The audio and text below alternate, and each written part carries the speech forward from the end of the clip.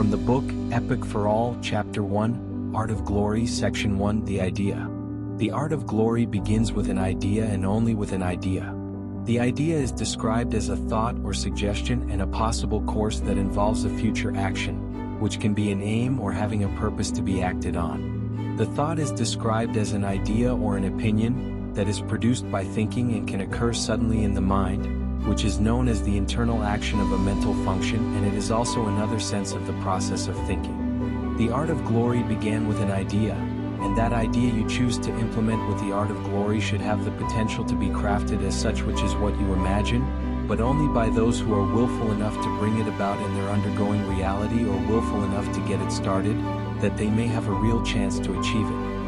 He who had inherited the idea to obtain glory will soon know his intent by the thought of thinking on behalf of the idea that he chose to act on, and his well-being for the right idea to act on in the right way, which is still processing the idea as a simulation by related with reality so it can become reality. It is to understand the reason for your choice of the idea you have chosen, and it is to understand what can happen if you take intentional action towards your idea in the reality that you are in. To think is to take an action within one's own mind, just as the inner being wanders in his thoughts. To think is described as having a particular thought, opinion, belief, or idea about someone or something. Also, it is to direct one's mind towards someone or something and can expand on it or them. In addition, it is using one mind actively to form connected ideas or thoughts, which is overall an act of thinking.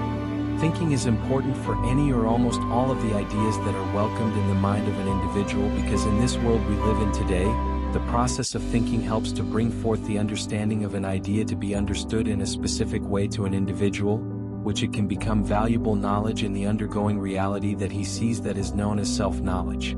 Without the will to think can also be a world without the will to do, because people think about what they do, what to do, and what they are about to do by the will of doing, which is often started by the will of thinking. However, if the only thing you do is think, then with all due respect you need to think about what you can do for yourself, because sooner or later, while you think to yourself, others will also think for you, and after a while of thinking along with you, which can lead to unwanted intervention or problematic situation by the thoughts of others. The reason why I brought that up is that an idea that was chosen to function in the art of glory should be an idea that comes from you, not nobody else, because you should know more about yourself than anybody else knowing much of you.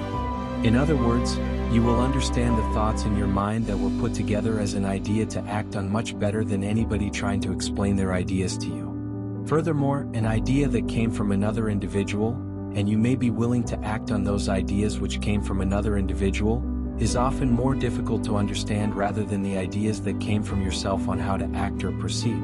The art of glory starts with the idea of its kind or some form of it, which is an aspect of glory that was envisioned as a belief of a chance to become real by an individual who thought it out. It began in your thoughts, and what you thought up as glory, which is still an idea that stood as a belief that was welcome and accepted by the individual that had thought it out and believed what he thought. The thought of an idea to be formulated as glory was first welcomed by a thought that holds some truths of being true to achieve it. It was formulated as an idea to achieve glory in the realm of reality that began in the realm of imagination, which was processing an idea or ideas to be implemented in reality.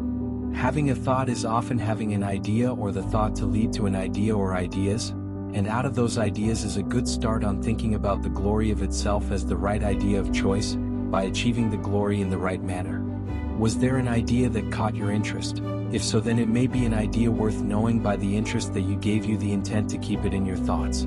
That also may have caught your attention as being thought of with taking great pleasure in acknowledging it, as an idea towards a form of the glory of what you think or what you know by the thoughts that came across, which had brought along the idea to do so or doing something for those thoughts.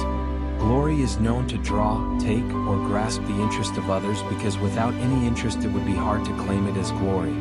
True glory has an interest that may not necessarily come from you, but certainly brings the interests of others. What can be as an opinion first, before it can be claimed as a fact?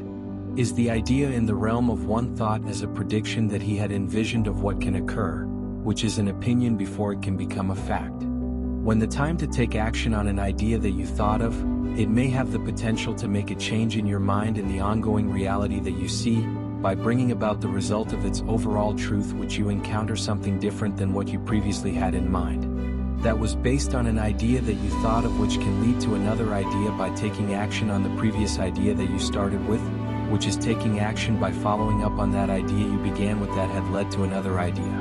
More than often, an idea that is held in your thought will change when the time comes to pass with another idea that presents itself, which influences the individual to make a change on the previous idea, especially when it involves a new action or experience that encourages it, which is making a change for the better. That's something to keep in mind, and that is something you should be familiar with too, because another than an idea that changes by the work of time is the reality that you see and the reality that you try to envision, which all can lead to another idea. The mother of all ideas starts within your imagination, and the undergoing reality is the father of any idea, to be regarded as such by any individual who nurtures an idea within his thoughts, which he may give birth to new ideas in his imagination. Find out more in the book Epic for All by Meshack Ford, out now on Amazon.